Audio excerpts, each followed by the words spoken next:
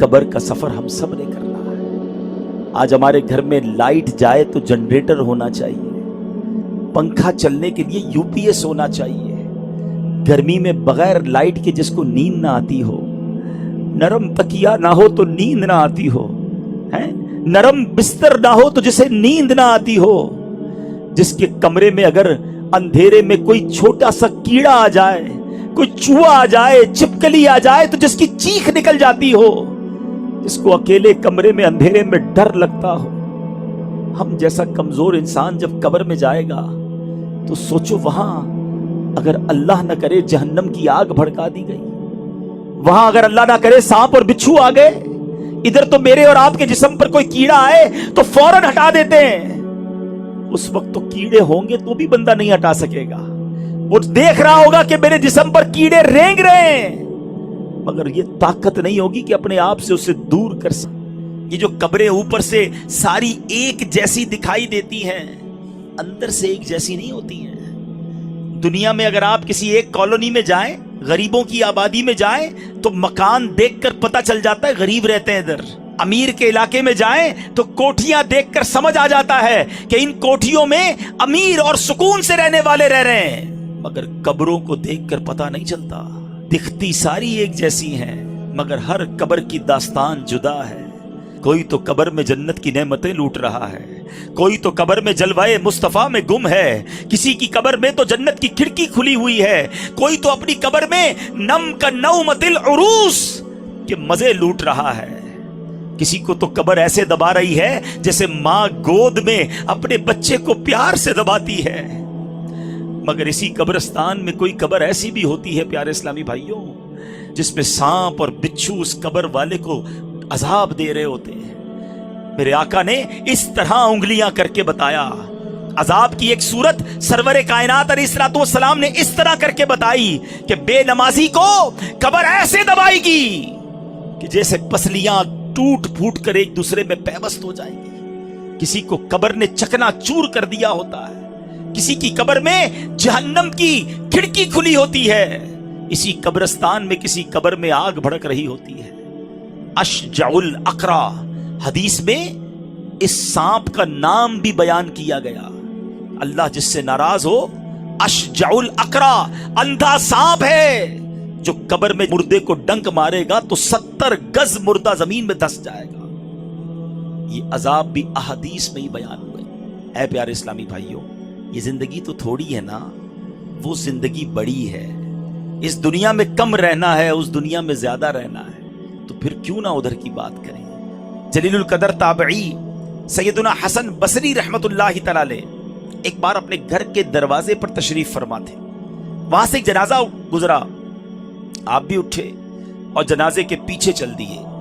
जनाजे के नीचे एक छोटी बच्ची ज़ारो कितार दौड़ती हुई उस जनाजे के साथ साथ जा रही थी और कह रही थी, ऐ बाबा जान, आज मुझ पर वो वक्त आया है कि पहले कभी ना आया था।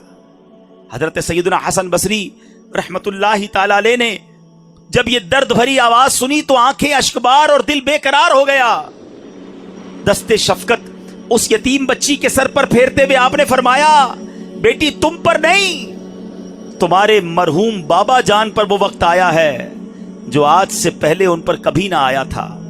दूसरे दिन आपने देखा कि वही छोटी बच्ची आंसू बहाती हुई कब्रिस्तान की तरफ जा रही है। बाप से बड़ी मोहब्बत थी, उससे रहा नहीं जा रहा था, वो कब्रिस्तान जा रही है। सैयदुना हसन बसरी रहमतुल्लाहि ताला अलैह भी हुसूल इबरत के लिए उस बच्ची के पीछे पीछे कब्रिस्तान की तरफ चल दिए। जब कब्रिस्तान पहुंचकर वो छोटी बच्ची अपने वालिद मरहूम की कब्र से लिपट गई, हजरत सैयदुना हसन बसरी झाड़ियों के पीछे बैठ गए, छुप गए कि देखूं ये बच्ची क्या कहती है। वो छोटी बच्ची अपने रुखसार अपने बाबा जान की कब्र की मट्टी से लगाकर कहती है, ऐ बाबा जान, आपने अंधेरे में चराग और गमखार के बगैर कब्र की पहली रात कैसे गुजारी। ऐ बाबा जान, कल रात तो मैंने घर में आपके लिए चराग जलाया था, आज रात कब्र में चराग किसने रोशन किया होगा। ऐ बाबा जान, कल रात घर के अंदर मैंने आपके लिए बिछौना बिछाया था, آج رات قبر میں بچھونا کس نے بچھایا ہوگا؟ اے بابا جان، کل میں نے آپ کے جسم پر چادر اڑائی تھی، آج رات آپ کو قبر میں کس نے چادر اڑائی؟ اے بابا جان، کل تو آپ کو جب بھوک لگی تھی تو میں نے آپ کو کھانا پیش کیا تھا، آج رات قبر میں جب آپ کو بھوک لگی تو کس نے کھانا دیا ہوگا؟ سیدنا حسن بصری غم کی ماری اور اس دکھیاری بچی کی یہ باتیں سن کر رو پڑے، قریب آئے اور کہا، بیٹی اس طرح نہیں بلکہ یوں کہو، اے بابا جان، دفن کے وقت آپ کا چہرہ قبلہ رخ کیا گیا تھا، کیا اب بھی آپ کا چہرہ اس حالت پر ہے یا آپ کا چہرہ پھیر دیا گیا ہے؟ اے بابا جان، آپ کو صاف ستھرا کفن پہنایا گیا تھا۔ اے عاشقان رسول، ذرا اپنا سر جھکا کر آنکھیں بند کر کے اپنے بارے میں سوچو، جب ہم قبر میں جائیں گے تو ہمیں بھی ہمارے دوست قبر میں ایک چہرہ تو قبلہ رو کر دیں گے نا، کفن تو صاف ستھرا پہنائیں گے، مگر اس کے بعد کیا ہو سکتا ہے؟ سیدنا حسن بصری کہتے ہیں اپنے والد سے یہ پوچھو کہ بابا جان، کل تو آپ کو صاف ستھرا کفن پہنا کر دفنایا گیا تھا، کیا اب بھی وہ صاف ستھرا ہے؟ اے بابا جان، آپ کو قبر میں صحیح اور سالم بدن کے ساتھ رکھا گیا تھا، کیا اب بھی جسم سلامت ہے یا اسے کیڑوں نے کھا لیا ہے؟ اے بابا جان، علماء فرماتے ہیں قبر کی پہلی رات بندے سے ایمان کے بارے میں سوال کیا جائے گا تو کوئی جواب دے گا، کوئی مایوس رہے گا، آپ نے اس سوال کا درست جواب دیا یا آپ ناکام رہے ہیں۔ اے بابا جان، کل جب میں آپ کو پکارتی تھی تو آپ مجھے جواب دیتے تھے، آج میں کتنی بد نصیب ہوں کہ قبر کے سرانے کھڑی ہو کر پکار رہی ہوں، مگر مجھے آپ کے جواب کی آواز سنائی نہیں دیتی۔